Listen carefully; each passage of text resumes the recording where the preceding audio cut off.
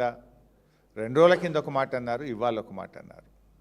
సరే, మీలాగా ఆనాడు కాళేశ్వరం ప్రాజెక్టులో జరిగిన పనే 84,000 కోట్లు, 1,00,000 కోట్ల అవినీతి జరిగింది అని మీరు ఆ రోజు మా మీద బురద జల్లారు. ఎన్నికల ముందు లబ్ధి పొందారు. మీరు ఖర్చు పెట్టింది 84,000 అయితే 1,00,000 కోట్ల అవినీతి జరిగిందని ఆ రోజుల్లో మా మీద ఎంత బురద జల్లారో రాష్ట్ర ప్రజలందరికీ తెలుసు. మేము అట్లా బురద జల్లే రాజకీయాలకు మేము చేయదలుచుకోలేదు, చేయము కూడా. ఇవాళ లక్ష్మణ్ గారు ముందేమన్నారు, లేదా ఈ టెండరే 600 కోట్లదే అన్నారు. మళ్ళీ అదే లక్ష్మణ్ గారు నాలుక గరుచుకొని ఒక వారం తర్వాత లేదా ఇది 1150, 1200 కోట్లు అన్నారు. మేమన్నాం 2,000 కోట్ల రూపాయల టెండర్లు జరుగుతున్నాయి, దీంట్లో అవకతవకలు జరిగినాయి, దీంట్లో స్కామ్ జరిగింది అని మేమన్నాం. ఒకసారి లక్ష్మణ్ గారు వీడియో చూద్దాం.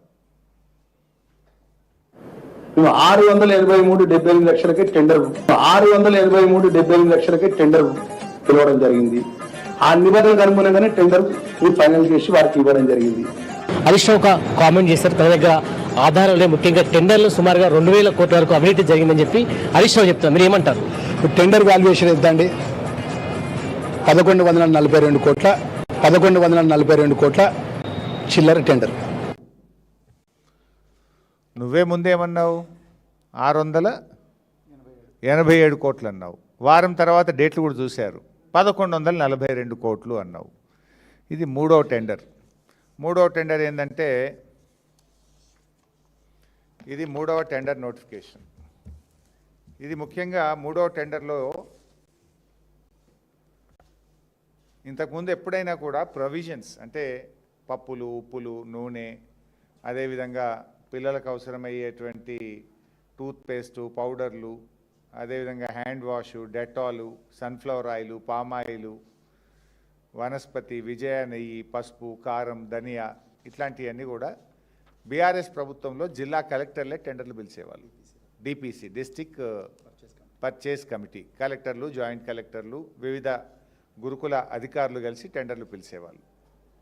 కానీ మీరు దాంట్లో కూడా అవినీతికి పాల్పడాలని ఆ టెండర్లలో కూడా మీ కన్నుబడి, ఇగో ఇది 800 కోట్ల రూపాయలకు మీరు పిలిచిన టెండర్, 800 crores టెండర్. దీంట్లో ప్రముఖ పత్రికల్లో కూడా గురుకుల కిరాణా టెండర్లలో 200 కోట్ల గోల్మాల్ అని పత్రికలు కూడా రాసినాయి. అయితే ఇప్పుడు నువ్వే చెప్పినావు కదా 1143, ఇది 800, ఎంత అయింది?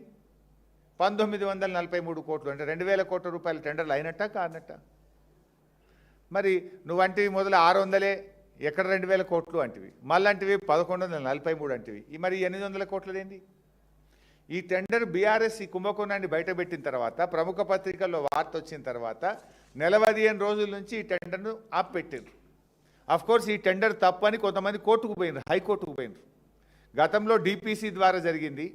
కొన్ని వందల మంది ఆయా జిల్లాల్లో బతికే వాళ్ళు ఇట్లా సింగిల్ టెండర్ చేసి మా జీవనోపాధి దెబ్బతింటుంది, ఇది తప్పు అని చెప్పి కొంతమంది కోర్టుకు పోతే, నిన్న కోర్టులో కూడా రాష్ట్ర ప్రభుత్వం ఏం చెప్పిందంటే, టెండర్ అంతా ఫైనల్ అయిపోయింది, everything in the final stage, ఇక రేపో మాపో మేము ఆర్డర్ ఇచ్చే టైంలో వీళ్ళు కోర్టుకు వచ్చిండ్రు అంటే, కోర్టు కూడా నేను ఏమన్నది, సరే ఈ తాప ఫైనల్ అయింది కదా, ఈసారికైతే నడిపిపోండి, మళ్ళీ చూద్దాము అని కోర్టు చెప్పింది. అంటే ఇప్పుడు రేపో ఎల్లుండో ఈ 800 కోట్ల టెండర్ అవార్డు చేస్తారు కదా. 1143, 800 అంటే 1943 కోట్ల టెండరా కాదా? అంటే మంత్రులు మరి నిజంగా తెలిసి మాట్లాడుతుండ్రా, తెలియక మాట్లాడుతుండ్రా? 600 మీరే అంటారు, 1143 మీరే అంటారు, ఇప్పుడు 800 నేను చూపిస్తే 2,000 కోట్లు బరాబరే కదా. మరి మొదటి నుంచి మేము చెప్పింది ఏంది? ఈ 2,000 కోట్ల టెండర్లలో అవినీతి జరుగుతూ ఉంది. చివరికి చిన్నపిల్లలు తినే కోడిగుడ్ల మీదనో, పప్పు మీదనో, ఉప్పు మీదనో, నూనె మీదనో, నెయ్యి మీదనో గిది కూడా ఇడిచిపెట్టారా మీరు? గిన్నెలో కూడా అవినీతికి పాల్పడతారా అని చెప్పి ఆ రోజు ఈ టెండర్ల మీద మేము మాట్లాడడం జరిగింది. నిజంగా ఈ టెండర్లలో ఎట్లా అవినీతి జరిగిందో కూడా మీకు తెలుసు. అందులో ఎట్లెట్లా ఉన్నది, ఎట్లెట్లా రేట్లు పెంచిండ్రో కూడా ఉంది. పామాయిల్లో బయట 144 రూపాయల కిలో. ఈ టెండర్లో L1గా వచ్చిన కాంట్రాక్టర్ కోట్ చేసింది 288 రూపాయలు, డబుల్. బయట 144 దొరికితే 288 రూపాయల కిలో పామాయిల్ కోట్ చేసిన ఆయన L1గా వచ్చిండు. రేపు ఆయనకు టెండర్ కట్టబెట్టబోతా ఉన్నారు. సన్ఫ్లవర్ ఆయిల్ మార్కెట్లో 165 రూపాయలు ఉంటే ఈ టెండర్లో 218 రూపాయలు కోట్ చేసిండు.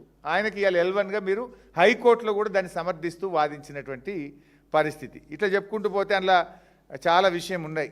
గరం మసాలా బయట 500 ఉంటే 844, కారం పొడి ఇవన్నీ రేట్లు చెప్పాలంటే నేను డీటెయిల్గా కూడా చెప్పగలుగుతా. ఇదే కదా చర్చ జరుగుతాయి, ఇవాళ అన్నీ బయట పెడదామని పోయినాం మేము. ఇన్ డీటెయిల్డ్గా ప్రిపేర్ అయ్యి ట్రంక్ బాక్స్లు పెట్టుకొని మా ప్రవీణ్ అన్న మంచిగా బందోబస్తు పెట్టుకొని బయలుదేరినాం. కానీ మీరు మమ్మల్ని అరెస్ట్ చేసి ఆగబట్టిండ్రు. ఇప్పుడు 2000 కోట్లు టెండర్ క్లియర్ నేను చెప్పినా. రెండవది అందులో ధరలు ఎట్లా double palm oil sunflower oil ఎట్లా పెంచిండ్రో రెండో విషయం మీ దృష్టికి తెచ్చా. ఇక మూడో విషయానికి వద్దాం.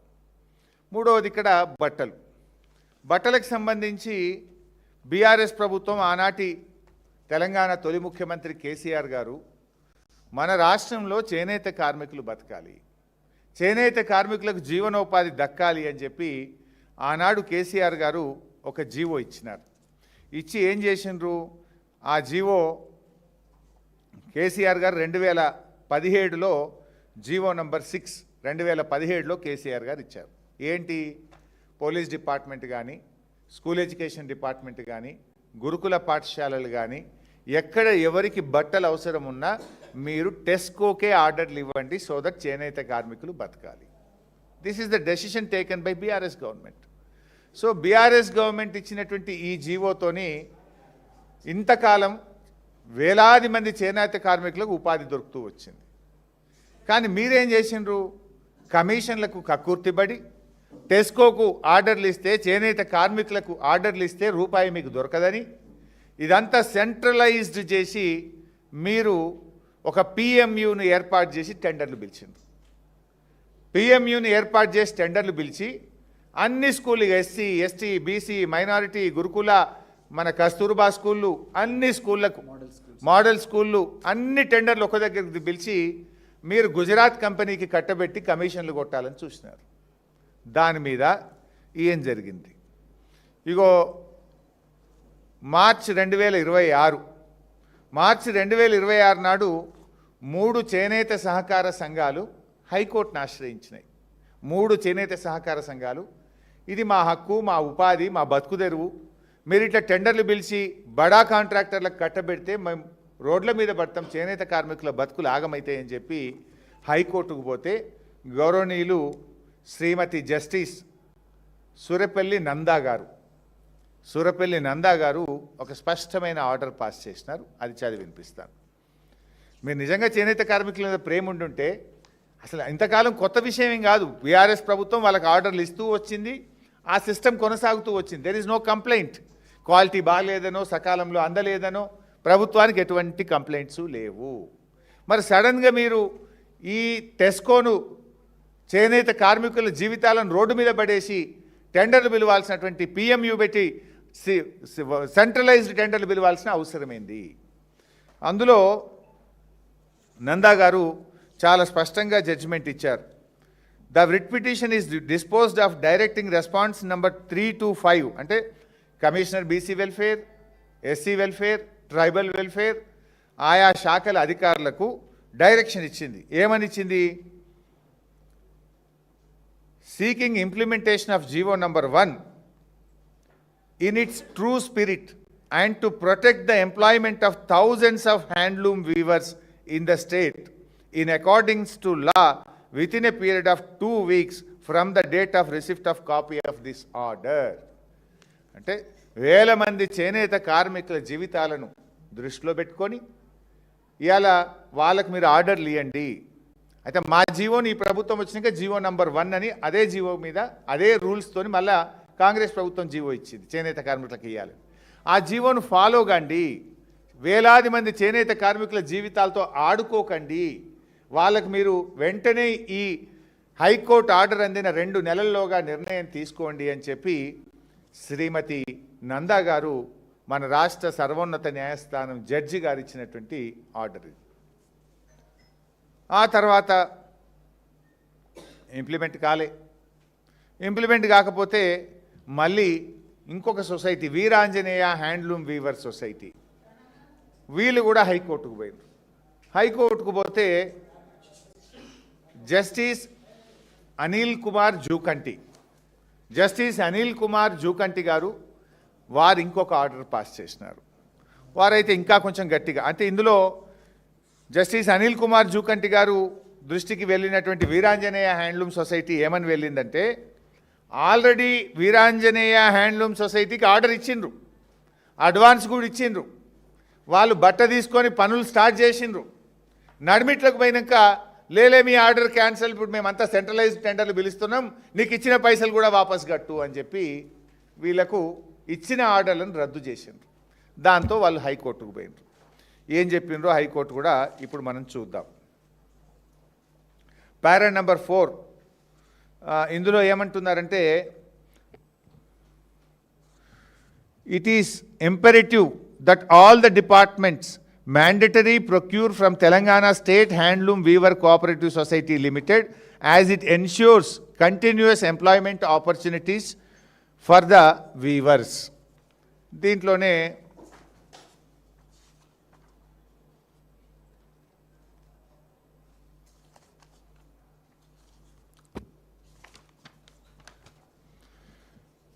para number 24, the members of weavers community are dependent on their sustenance and livelihood on the art of weaving. GO number 1 is a promise by the state of Telangana to the cooperative societies of weaver communities, providing an umbrella of protection for their livelihood and sustenance, which reinforces the purpose of fundamental right. And cheptu, it is pertinent to take note of this letter dated 31/3/2026. ఏంటిది 31/3/2026 అంటే, ఇందాక నేను చెప్పిందే 31/3/2026 నాడు ఇచ్చిన ఆర్డర్ను cancel చేసిండ్రు వీళ్ళు. ఇచ్చిన ఆర్డర్ను క్యాన్సిల్ చేసి మీరు ఇచ్చిన డబ్బులు వాపస్ కట్టండి, మీ ఆర్డర్ క్యాన్సిల్ చేస్తున్నాము అంటే హైకోర్టు ఏం చెప్పింది పారా 25లో, it is pertinent to take note of the letter dated 31/3/26. By this letter the state project directors Samagra Shiksha Abhiyan cancelled the earlier indent for supply of certain materials from TESCO for the academic year 26-27. The contents of the letters are as follows. ఆ letter details కూడా court mention చేసింది.